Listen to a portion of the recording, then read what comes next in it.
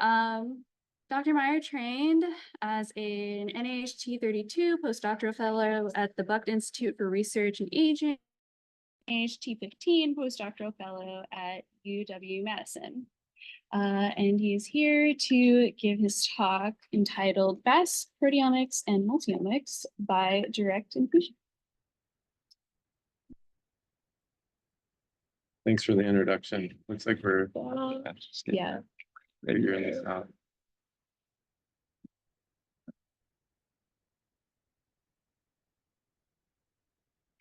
And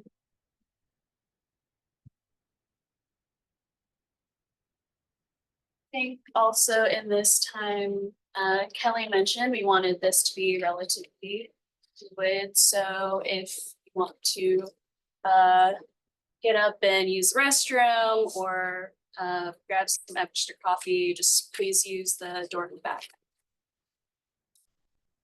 All right, thanks again for that introduction. Appreciate it. I'm thrilled to be back here almost 10 years after finishing my Ph.D.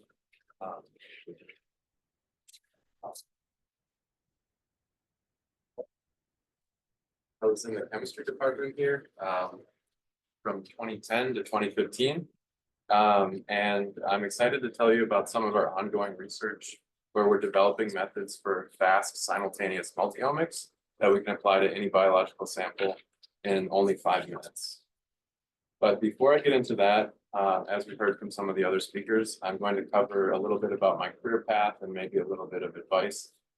I started undergrad as a math major. I didn't know what I wanted to do after undergrad, and I quickly decided I didn't want to be an actuary or a math teacher. So I started taking every class that I could, literally from accounting to zoology, and I really enjoyed chemistry and biology. So I switched my major to biochemistry. And in my junior year, I started doing research, and I really loved it. The University of Minnesota has a world-famous fruit breeding program. You might have had Honeycrisp for Sweet Tango apples. Those came from the department that I worked in. This is a copy of a poster from a conference in the summer of 2010, where I was characterizing secondary metabolites in these. I was characterizing in the middle here, you can see I was characterizing anthocyanins, which are responsible for the pigment and the color. And on the right, we were quantifying resveratrol in these unique cultivars that they had generated. So these experiences were really important for me, making it clear that I wanted to do research. And it motivated me to want to go to graduate school. Unfortunately, my 2.9 GPA was a real problem, as you can imagine.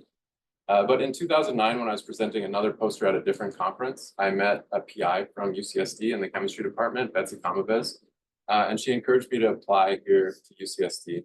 And to my surprise, I got accepted, and from there, the choice was easy. So my time here, my research focused on improving shotgun proteomics, all aspects of the bottom-up proteomics workflow from an analytical chemistry perspective.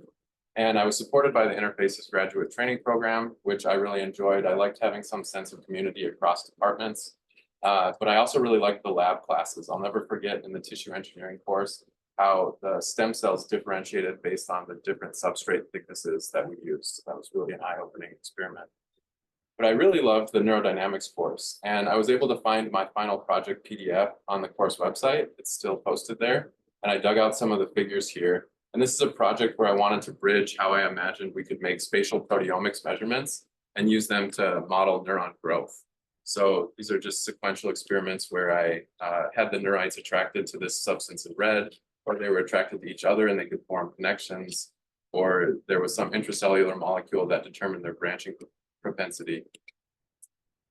So reflecting on the key lessons I took away from this training, I think 3 things really stuck with me. I learned the importance of having co-advisors and broad perspectives. Even if you know one area really well, and you should know one area really well, it's important to have at least a cursory understanding of a lot of areas, because this is what can lead to some synergies across fields. And that's what leads to the second point, which is there's a huge value in combining multiple research areas. Through this training program, I was able to gain a deep understanding of the wet lab and the dry lab aspects of proteomics research by having a co-advisor in computer science. Third, importantly, I learned that computational research is fun and really rewarding. And I didn't realize the scope of computational research that was possible before I came to UCSD. And ever since my training here, I've continued to do more and more computational research. And now my independent lab is about half wet lab and half dry lab. After my PhD studies, I felt strongly that I wanted to lead my own research group. And that meant I wanted to try to become academic faculty to get some experience applying omics methods to biological problems instead of just the analytical perspective that I had as a PhD student. I moved up to the Buck Institute in Marin County, just over the Golden Gate Bridge. And after 2 years of being a postdoc there, I thought, okay, it's time to apply for faculty positions, which in hindsight was a bit naive. I had published maybe 5 first author papers. That was definitely not enough. I applied to 20 jobs and I heard no responses. I realized I needed to publish a lot more. I needed a much stronger CV if I was serious about trying to become academic faculty. And I also needed to develop an independent research vision, which I didn't really have at that point. So to facilitate this, I sought additional training, and that's when I moved to UW-Madison. And I had a second postdoctoral fellowship supported by the NLM. And a major component of that time was learning data science techniques and methods, which, as I mentioned, I really enjoyed the computational part of research, probably more than the wet lab part. So in 2019, now after 4 years of being a postdoc, I sent out literally 100 applications for faculty jobs. And for context, at this point, I had published about 20, probably low 20s numbers of papers, and half of them were first author. One of them was in Nature Methods. I also had two failed K99 attempts, but I did have 100,000 in pilot funding from an internal award at UW-Madison. And this time I got 4 on-site interviews and 2 offers. So about a 2% success rate for faculty applications. I joined the Medical College of Wisconsin in Milwaukee, and I spent about 2 years there before we were recruited to Cedars-Sinai, which is where we currently are in the Department of Computational Biomedicine, and I absolutely love it there. It's really cool to be the only group with a wet lab in a computational department. So for the trainees, I didn't know how many trainees would be here, but it's mostly trainees. But to the trainees in the room, as you think about your options for next steps, you have a lot of different paths you can choose. And I really love this concept of ikigai, which is Japanese for reason for being. And it's about finding an overlap between what you love, what you're good at, what the world needs, and what you can be paid for. So that could be industry research or medical science liaison. There's a lot of paths now, and even more paths every day for PhDs. If you think the faculty route might be what's best for you, it's more competitive than ever. We just discussed some of those points. Fortunately, there are several factors you do have control over. Maybe most obviously, you have to publish a lot. But you might not realize, as I didn't realize, that you need to try to get independent funding. Most of the job of being a PI is trying to get money to do your research. So if you can show that you've done this as a postdoc, it really makes you less risky for the hiring committee. I also told you that you need an exciting and unique research vision.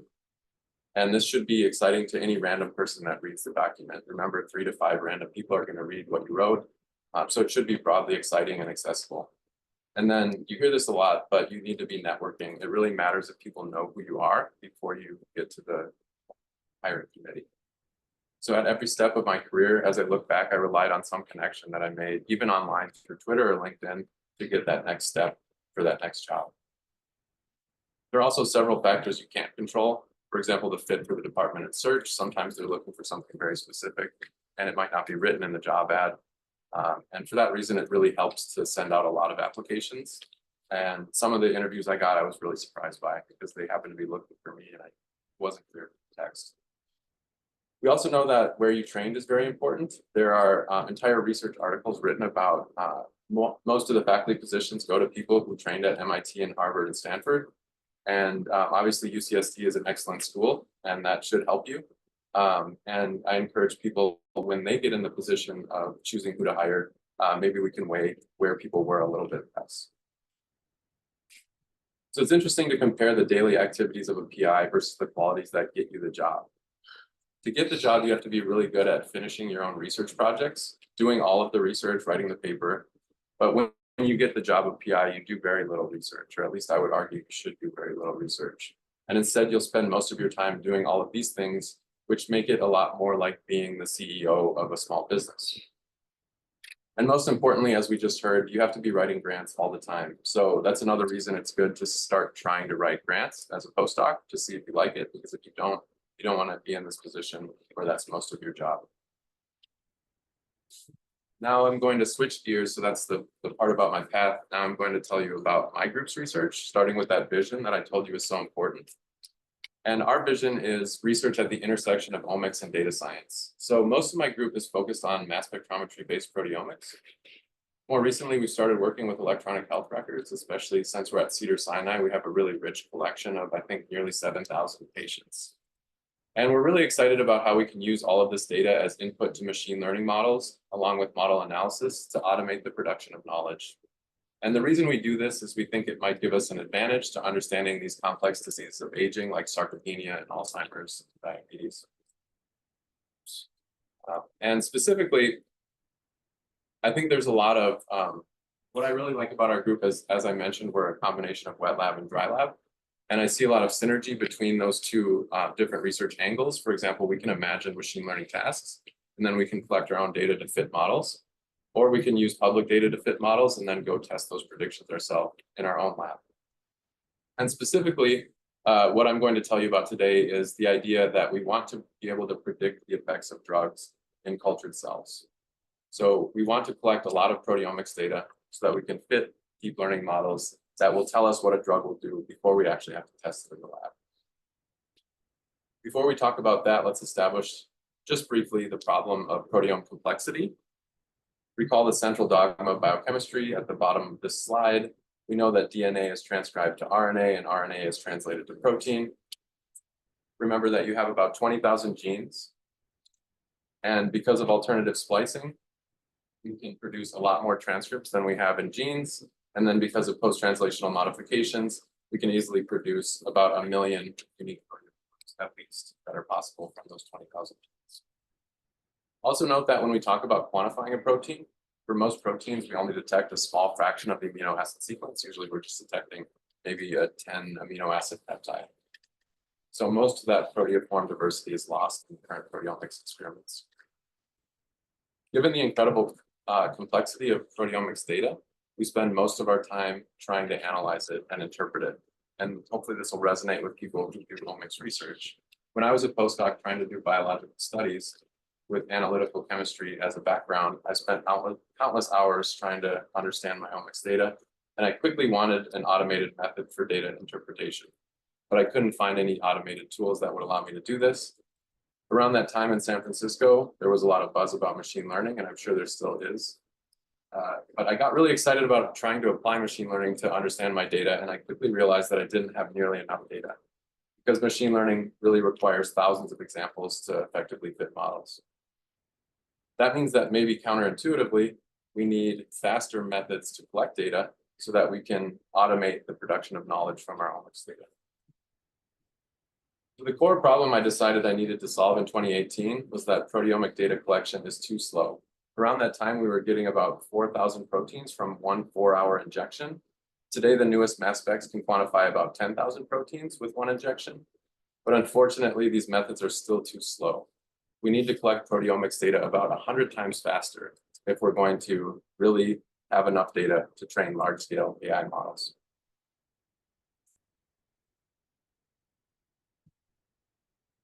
Let me be a little more specific about the evolution of the speed of proteomics over the last 20 years. The first milestone I see is in 2008, when quantification of all 3,000 yeast proteins was reported by mass spectrometry. They did this in haploid versus diploid yeast. And if you read the methods section very carefully, you'll notice that it took about 40 days of data collection to do this, which is a rate of about 5 proteins quantified per hour. Only 4 years later, the same group reported that they could do this with 1 4-hour injection. 2 years after that, another group could do it in 1 hour. In 2018, we could quantify 6,000 human proteins in 30 minutes per sample. And just this year, the newest instrument called the Astral can quantify 7,000 human proteins in 5 minutes. So we're making incredible progress in quantifying proteins faster, but notice that this y-axis is on a log scale, and the exponential relationship might be slowing down a bit. So we might need new ideas to continue to go faster and faster. And for the rest of this presentation, I'll describe this new concept that we're pursuing called DISPA, or direct infusion shotgun proteome analysis, that might enable that additional speed up that we need. First, I'll tell you how it works, then I'll show you an example application to drug screening, then I'll describe advances we made in the second version of DISPA, and then finally, we'll spend hopefully most of the time describing how this enables simultaneous multi-omics in only 5 minutes per sample. Now, in order to understand what we're doing differently, you need to understand how proteomics is currently done. The prevailing method, as I mentioned, is shotgun or bottom-up proteomics, and the first couple steps are not too important. We're not changing these steps, but we isolate proteins and then we turn them into peptides with an enzyme, usually trypsin. Most proteomics experiments use nanoflow liquid chromatography, and this is the step that we're really changing. So this is outside the front of the mass spectrometer. We're getting rid of this because it's slow. We're going to go faster. If you're curious, the rest of this isn't important either. We're not changing the rest of this, but if you're curious, the mass spectrometer often then surveys the masses of peptides that are coming out of the column. And as you can imagine, the mass will tell us the amino acid composition, but it won't tell us the order. So the mass spectrometer needs to fragment those peptides and produce tandem mass spectra. And these tandem mass spectra will tell us the amino acid order. From the peptides we identify, we can infer proteins based on genomic sequences if they're long enough to uniquely match to a sequence we predict from the genome. And then we can quantify those proteins and do statistical tests to determine if there's anything different between our groups. And again, we're not changing any of that, but that's just generally how it works. I want to make sure it's completely clear what we're doing different. So standard proteomics is at the top here, DISPA is at the bottom. We're getting rid of this nanoflow liquid chromatography. We're using a capillary that has no chromatography particles in it. We directly infuse all of the peptides at the same time, and we use this ion mobility to separate peptides faster. And this is important because LC occurs on the scale of minutes, but ion mobility occurs on the scale of seconds. We published the first description of this method back in 2020. We identified up to 550 proteins from about 2,000 peptides. Remember, I told you that standard methods can quantify thousands of proteins. So the key point here is we're trading depth for speed. We get fewer proteins, but we do so quickly. We can do this at a rate of 3 proteins per second, and the entire analysis time only takes about 3 minutes. We can look at what types of proteins we identify with KEGG pathway enrichment. So each of these circles shows you one enriched pathway. The number tells you how many proteins we found in that pathway, and the amount that's shaded tells you the proportion of that pathway that we've discovered. So for example, at the ribosome, we found 46 proteins, and that's about a third of the whole ribosome pathway. You can see from this that we're getting decent coverage of the proteasome, the spliceosome, the ribosome, but also a number of metabolic pathways, glycolysis, the TCA cycle, and this pathway is related to structural components of the cell, like actins and tubulins. So hopefully from this, you can see that qualitatively, we get a quick bird's eye view of the proteome in under 3 minutes per sample. To demonstrate the utility of this approach, we designed a complex experiment that wouldn't have been very convenient for normal proteomics methods at the time. We designed an experiment with 9 toxins or 2 different controls. We treated 2 different cell lines. This is a wild type 293T or a single gene knockout in that same background. It's irrelevant what the mutant is for the purpose of this talk. And then for each of those genotypes, we grew them in 2 different medias, either nutrient-rich DMEM or human plasma-like media. On top of that, we had 3 replicates per condition. So in total, we had 44 conditions, and with the 3 replicates, we had 132 samples. This slide shows a 30,000-foot view of that experiment result in the form of a heat map. There are over 45,000 unique pixels on this heat map. Each of them is a unique protein measurement that we made. The color tells you if the protein was high or low. There are 341 proteins that were measured in every single sample. The columns show you the quantity of a protein across all of the samples. And what's really cool is these measurements only required about 5 hours to collect. And again, that's a rate of about 3 proteins per second or about 170 proteins per minute. So hopefully this shows you that our method's a fast way to get a proteomic phenotype from a large number of samples. And these quantitative values are actually quite useful. So let's dig into one example of that now. One of the toxins we use is called deferoxamine, or DFO. This is an iron chelator. It's known to increase glycolysis and decrease respiration. In this experiment, we quantified 9 proteins involved in glycolysis. when we look at the quantity of these proteins in DFO treated cells versus the controlled, the DMSO control, we see that 8 out of 9 of these proteins are statistically increased due to the DFO treatment. But remember, I told you we have a second media and also a second genotype.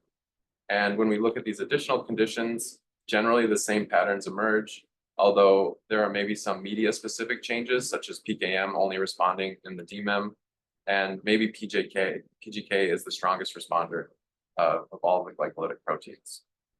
So altogether, this example, where we find some expected biological changes, gives us confidence in the method that we can use it to discover some novel biology in other situations. And we go on to do that in this publication. I won't describe anything else from this paper. I encourage you to check it out. We looked at isolated mitochondria and plasma proteomics as well. After I started my own lab, we wanted to understand how far we could push this idea. And we spent a lot of energy on computational optimization for identifying the peptides and quantifying the proteins. And we also spent a lot of energy optimizing the data collection. And this graph on the right, if you just focus on this point right here, this is the best condition. We were able to quantify over 2,000 human proteins, again, in only 3 minutes. So we roughly quadruple the sensitivity that we can achieve. This allowed us to fill in some of those pathways that I showed you before. Here are 3 of the pathway diagrams I showed you before. And if we look at this second version, now we're getting about half of the spliceosome, half of the ribosome, and 3/4 of the TCA cycle. So much better. And assuming that that's appropriate for the experiment you're interested in, we have to understand the quantitative performance. So here I'm showing you the quantitative performance with 10 standard peptides diluted over a large dynamic range, and you can see that they're quite linear. With the HeLa dilution series, it's not quite as linear, but we find that the quantitation is still useful. And some of the proteins are quite linear in this range, for example, this one on the right. We next checked if we could still see the effect of DFO, this time using more concentrations of DFO to do a dose response curve and more replicates. So now we have 12 replicates, each of 6 different DFO concentrations or 2 different controls, either DMSO or no treatment control. And from the data, we can see that there's a really clear upregulation of all of these glycolytic proteins somewhere in between 10 and 100 micromolar. And this effect is statistically significant. And remember, we can do this very quickly. It only requires 8 hours to measure this whole plate. So hopefully you can imagine how this might be useful for some experiments where you only need a quick, maybe low depth view of the proteome. Maybe you need to quantify a lot of samples in a time course, for example. And I encourage you to check out this second paper at the top right here for more details about this experiment, or these experiments, and the second version of the method. But as I mentioned earlier, I think the most exciting application here is the idea that we can use this for simultaneous multi-omic analysis by direct infusion. And this will allow us to measure lipids, polar metabolites, and proteins at the same time. And we call this method SMAD. Traditionally, analysis of peptides and lipids and metabolites has required different LC, which means you need a different mobile phase and a different stationary phase. And usually that means then there are entirely different core facilities to measure the proteome and the metabolome, even though the underlying technology is the same. We all use mass spectrometry. So what if, instead of analyzing them all separately, we could analyze them all together on the same mass spectrometer? For at least a decade, people have been doing direct infusion of lipids and polar metabolites. But before the DISPA paper, no one had done unbiased direct infusion of proteomics. So now that we have that capability to do DISPA, we open the possibility of analyzing all these molecule sets together at the same time. And the key here is that this is enabled by removing these different chromatographies. And remember, we get back some of that lost separation by using ion mobility with these. We posted a preprint showing that this works last June. We combine all of these fractions together, we directly infuse them, we use mobility to get a first separation. We use the quadrupole to further select and separate them, and then we measure the fragments in the orbitrap. If we look at the separation with standards for each of these molecule classes, X here is the mobility dimension, and you can see that generally the small molecules like amino acids are well resolved in mobility space. There's a little bit of overlap between lipids and peptides, but it's manageable, and their fragments help us do the rest of the work. And this is what the data collection actually looks like. If you're familiar with mass spectrometry, this is a TIC. And we're looking at the proteome signal for the first 3.5 minutes. This is done exactly the same way as I described as before for DISPA. And then at the end, we're just tacking on these scans where we measure the metabolome. And notice that this entire process takes only 5 minutes. So we applied this to screen drug treatments in a 96-well plate.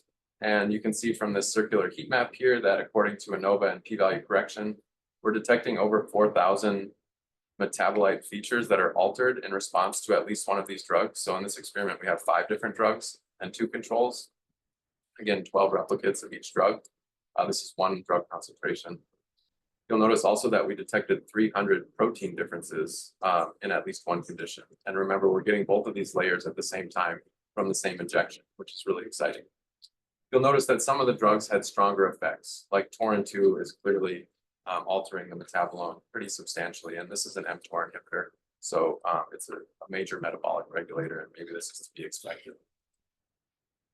As one specific example of what we quantified, I'm showing you lipid catabolism on the top and lipid synthesis on the bottom. The left are 2 proteins, sorry about that. The left are 2 proteins and the right are 2 metabolites.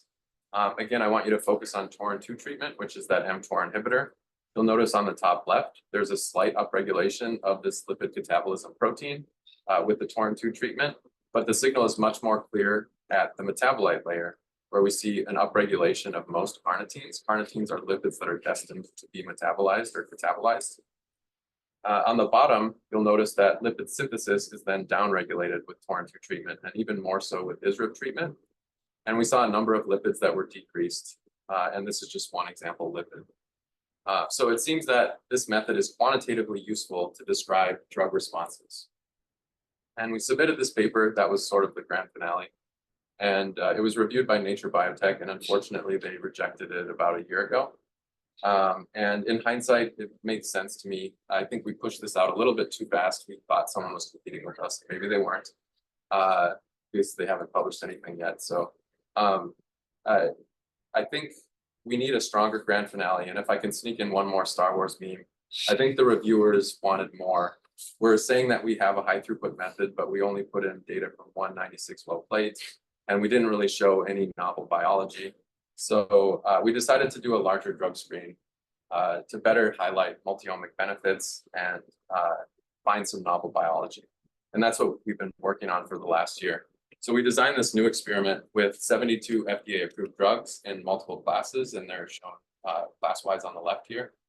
We used 12 positive and 12 negative controls on every plate so that we could understand batch effects and correct them. And then we used 6 replicate plates. So each drug gets put on 1 plate, and then there's another replicate of that drug on the next plate and the next plate and the next plate. We let these cells grow for 24 hours before we do our standard sample preparation. We extract metabolites, we do the proteomic prep, and then we mix them back together before we infuse them into the mass spec. Again, remember, this is 5 minutes per sample. We have almost 600 samples when you include QCs. And in theory, this should take only 2 full days. We actually took a little bit longer because we were babysitting it to make sure that it was running well, and we didn't want to run it overnight. We wanted to make sure we got good data this time. Then we do the raw data analysis with software that we developed in the lab. I don't have time to get into how this works. We published the Zodiac, though, if you're curious to look it up. And we'll probably publish the metabolite part at some point in the near future. And now that we have those quantities, we're doing the interpretive analysis, which, remember, I told you is the slowest part. But I'm excited to show you some preliminary things we found that are not in any of our preprints yet. So hopefully this is pretty cool stuff. So in this slide, I'm showing you the depth of the proteome and the metabolome that we got. On the left, this is the number of proteins per sample. Remember, these are grown in a 96-well plate, so pretty limited material, and we're happy to get 1,000 proteins and over 700 metabolites on average from 1 injection of 5 minutes. We started by looking at our positive versus negative controls. Remember, I told you that DFO has caused an upregulation of glycolysis proteins in 2 prior experiments. So our positive control here was DFO, and it's a bit hard to see here on my screen. Hopefully it's a little bit easier for you, but a number of these glycolytic proteins were statistically upregulated. But what's really cool is now we've added that metabolomic layer. So we can see a metabolomic picture of what DFO is doing as well. And you'll notice that a number of amino acids are upregulated. and a number of phosphatidylcholine lipids are downregulated. And this is information that we didn't have before that we essentially get for free. So it's really exciting. Now let's look at the drug treatment results globally. And we didn't know what was going to happen here. Remember the last heat map I showed you had 45,000 measurements. This heat map has nearly 1 million measurements from this experiment. So it's really exciting, and this is all hierarchically clustered, and you can see that some of the patterns of molecules and drugs are starting to form groups with each other, and we're starting to dig into what's going on here. There were a couple papers that came out recently in Nature Biotech where they use proteomics as an output for drug screening. I won't name them explicitly, but it was surprising to us that they were able to get through peer review without having any replicate measures of the drug effects. They only had one replicate, and somehow they got through. The reviewers didn't mind. But I think this is an advantage of our method, where we're so fast that replicates don't matter. We can run 6 replicates, and it doesn't really cost us anything. And we want to highlight in our paper a basic statistical principle that I suspect a lot of you are familiar with, that more replicates is good. And what I'm showing you here is we subsample randomly the number of replicates that we have. So the x-axis here is the number, just the index of drug. These are the 72 drugs that we treated. And the number of regulated proteins we detect with randomly subsampling our replicates is very high. If you only use 2 replicates, you might think that the drugs are inducing changes in maybe about, 60 proteins. And then you'll notice if we go to purple with 3 replicates, you see many fewer, and more replicates move this down and down until most drugs are doing nothing, which is sort of in line with what you might expect given the specificity of FDA approved drugs. So replicates are important. I'm sure a lot of you do that. One interesting question is whether we're able to one interesting question that we're uniquely able to ask is, does the proteome or the metabolome change more?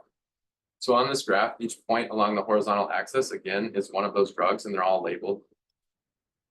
The point above the x-axis is showing you the number of protein changes that were induced by the drug, and below the x-axis is the number of metabolite changes induced by the drug. So pretty quickly, you can see that the magnitude of effects for all of these drugs is very different. Some of them are doing almost nothing. Again, that's sort of what I would expect based on the specificity of FDA-approved drugs. But also, you might note that it seems like drugs generally do more to the metabolome layer, which I didn't know what to expect of that. Another way to look at this is that we can look at the correlation between the changes in the proteins and the metabolites for each of these drugs. So now each point is one of the drug treatments. The x-axis shows you how many proteins it regulated, and the y-axis is how many metabolites it regulated. You can see that very often the metabolome is more regulated than the protein, if you imagine a line where y equals x. And this is not what I would expect. I would expect that there's more of a one-to-one relationship, but I find it quite interesting, and I think this is a novel angle that we can show in the revised version. We can also ask which proteins and metabolites respond more often to drugs. So this graph shows how many times a protein responded across all of the drug treatments. For example, this acyl carrier binding protein responded to 7 drug treatments. That's the most common responder. And remember, that's still only 10% of the treatments that we had 72 total. There are 4 proteins that responded to 6 drug treatments, and they're listed here. But you'll see that most often the proteins don't change, or they'll respond to 1 drug treatment. So overall, I think this is further evidence that drug treatments are quite specific in how cells respond. And we can look at the same for metabolites. And again, we see that they respond much more often. And notably, these 2 hydroxylated sulfuric acid derivatives are responding to most of the drug treatments. So I'm not sure what's going on there. I'm much less familiar with metabolomic data, and we're still working through trying to understand this. You'll also notice that a number of amino acids seem to be responding commonly to drugs. So I think it's valuable to focus on what each layer tells us that that layer could only tell us. And that kind of highlights the synergy in measuring both layers at the same time. So if you look at term enrichment analysis of the proteins that change in response to at least 2 drug treatments, we find that 16 of those proteins are related to splicing. And this is by far the most enriched pathway in those proteins that are responding. And this was surprising to me. I didn't expect to see splicing. But again, I think that this is nice because it highlights the benefit of measuring the proteome. There are no metabolites that I'm aware of that would show you splicing. And on the metabolomic side, recall that I told you we found a number of amino acids changing, but we didn't see any amino acid metabolism proteins changing. So in order to quantify the effect of each drug on all of these amino acids, we took the sum of the absolute value of the z-scores for the 11 amino acids that we measured. You'll notice that the sum is usually around something like 3, but a couple treatments caused bigger changes in the amino acid profiles, and both of these treatments are actually B vitamins. I think it's pantothenic acid and riboflavin. And this might make sense because B vitamins are important for amino acid metabolism. So importantly, again, these changes in amino acids would have been missed if we only looked at the proteomics. It's a complementary set of information that we're getting by doing our method SMAD, where we look at both layers at the same time. And we're still working on this data analysis. As I mentioned, this is all preliminary. We're working towards updating the preprint and resubmitting this paper, hopefully with a much stronger grand finale. But I hope that this convinces you that this method works and it produces rich information from biological systems that's quite useful. To summarize all the research I told you about today, DISPA is a new subfield of proteomics that quickly allows us to measure the proteome, and it does this by eliminating LC. It enables a functional readout of drug effects in cells. It also enables simultaneous multi-omics for the first time, and each layer in that multi-omic data shows us something different that's valuable. And I want to leave you with this idea of the red ocean versus the blue ocean. Red ocean is something that's extremely competitive. So imagine the most common thing people work on in your field, maybe in metabolism, that's mTOR. Those things are very important, but it's hard to be the best. And contrast that with DISPA, which is what I'm telling you about today. We're essentially the only group working on this, and anything we do is novel and useful. And in the spirit of interfaces, these blue oceans might be a good area to think about for your next project, where maybe you can find a blue ocean that crosses biological scales and crosses different fields. And we welcome anyone to join us in our blue ocean. And if you have ideas for a project that might fit really well with our technology, I'd love to discuss how we might work together. Some of the things I've heard about today seem like they could be a good fit, especially maybe time courses of exposures. So I think there's a lot of opportunity to work together. Now I'd like to thank everyone in my group who's been working on these projects, especially Yu Ming. He's been leading the development of DISPA. He's been a postdoc in the group for almost 3 years now. He's had help with data analysis from Caleb, who developed the Zodiac software that we use for proteomic data analysis, and also Lex and Amanda. We're grateful for support from the NIH, especially this R35 that covers what I've been talking about today. Put my contact info here if you want to get in touch with me to chat. And finally, I'd just like to put in a quick plug for this single-cell omics data analysis platform we developed. This is a website where you can go upload your raw data, design an analysis pipeline interactively, have the analysis carried out on the Open Science Grid for free, and then interact with your results when they come back in the web browser. And then when you're ready to publish, you can share all 3 of those layers together: the data, the pipeline, and the interactive results. So if you're doing single cell, this could be quite useful for you, and it can increase reproducibility. Finally, I'd like to thank all of you for your attention. I'd be happy to take any questions you have. Thank you.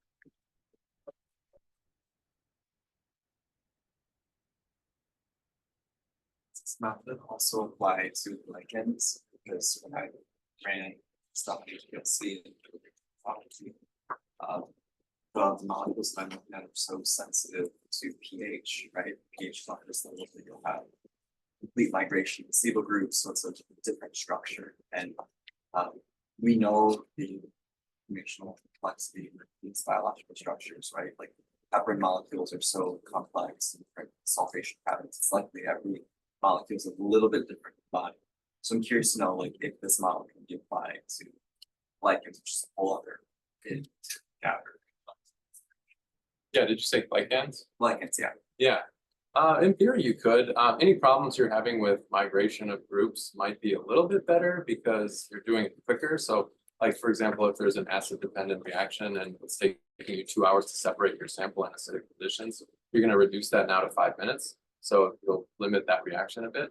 But I think the good applications or the best places to think about using this would be simplified systems. So if you have a way to purify your glycans, or maybe purify a subset of glycans, then this is going to be really useful because we are losing our ability to get the full depth.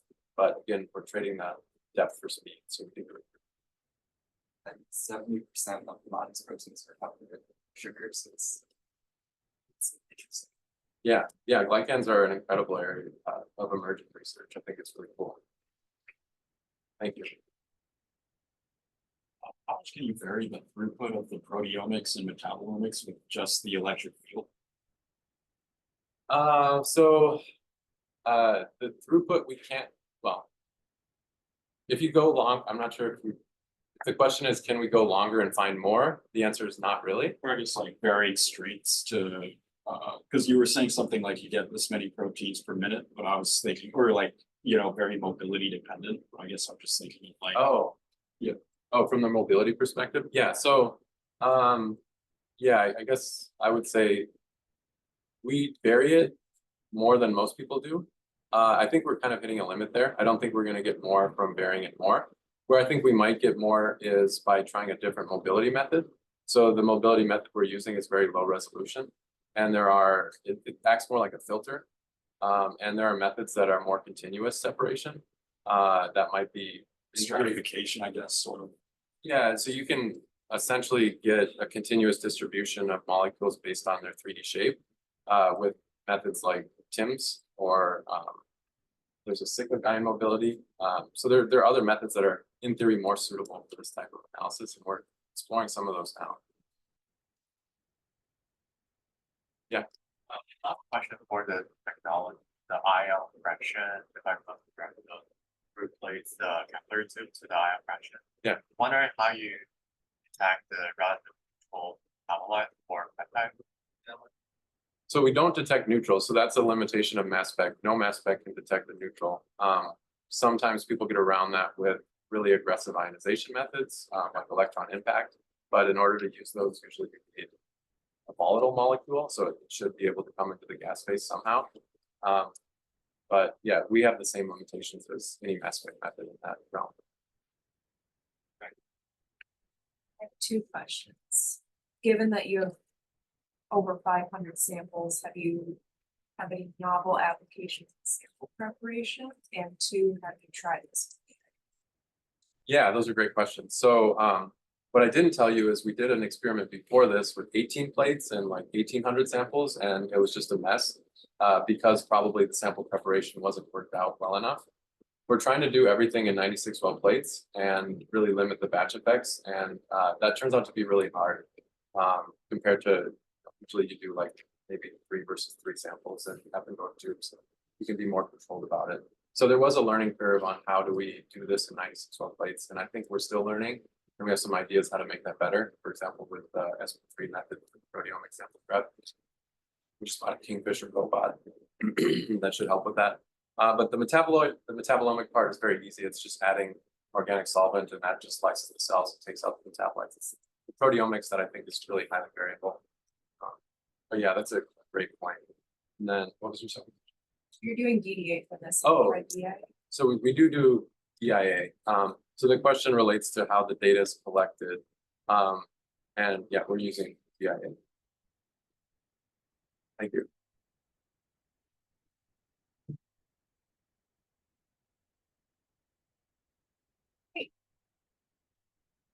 In that case, thank you, Dr. Meyer. You might have a little.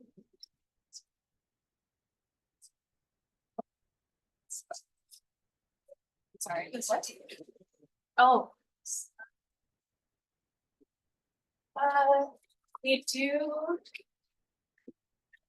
have a certificate to thank Dr. Meyer for follow-up.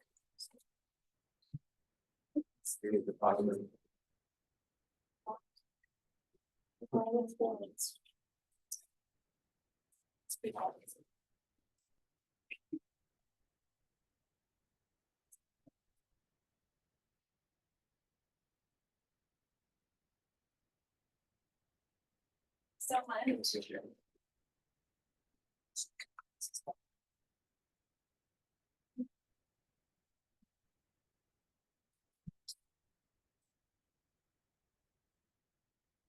that, I'd like to transition over to our industry panel.